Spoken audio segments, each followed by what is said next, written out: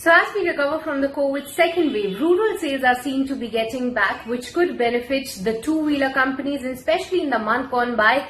Because of the Ola effect, we see that for the rest of the pact as well, the electric two-wheeler inquiries shot up quite significantly. Talking of commercial vehicles, the same rural sales impacting them as well in a positive manner, where we see a gradual recovery on a month-on-month basis. For passenger vehicles, that's the same story that's expected because of the semiconductor shortage issue.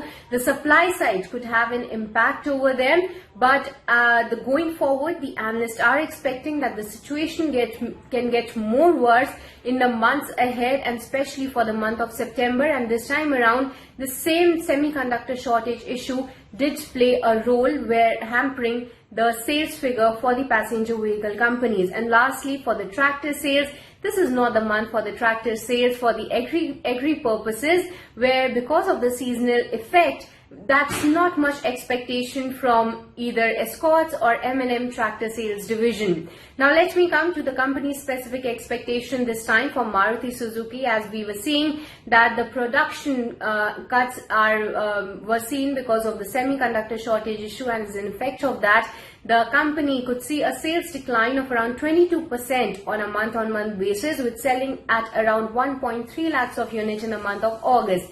For M&M Automotive Division, the sales are expected to be flat at 42,785 units this time, while tractor sales, like I was mentioning, the seasonal effect, 15% decline is expected at 23,092 units. What is the expectation? Now coming to Tata Motors, the sales are expected to be flat on a month-on-month basis, but that's 43% uptick on a YOY basis at 52,043 units. What is the expectation? For Escorts, the tractor sales are expected at 6,842 units.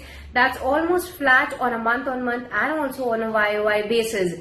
Now coming to the two-wheeler companies, like I was mentioning, the rural recovery is playing a role, and also the exports were quite really strong for all of these companies. For Bajaj Auto, the company is expected to maintain its export sales number at around 2 lakhs of units, and overall the total sales are expected at 3.7 lakhs of units. For Hero MotoCorp, sales uptick is expected of 20% on a month-on-month basis at 5.5 lakhs of units, and for TVS Motors, 9% sales growth is expected on a month-on-month basis at 3.04 lakhs of units.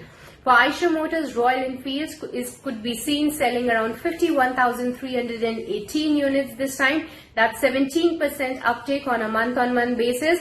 And lastly, coming to the commercial vehicle space, Eicher Motors VECV could see a sales uptick of 84% on a YOY basis at 4,546 units, and Ashok Leyland could be seen selling around 9,774 units in the month of August. That's 55% uptick on a YOY basis and 13% uptick on a month-on-month basis. So these are the expectations from the auto sales data for the month of August. So all eyes on the sales figure that's due tomorrow.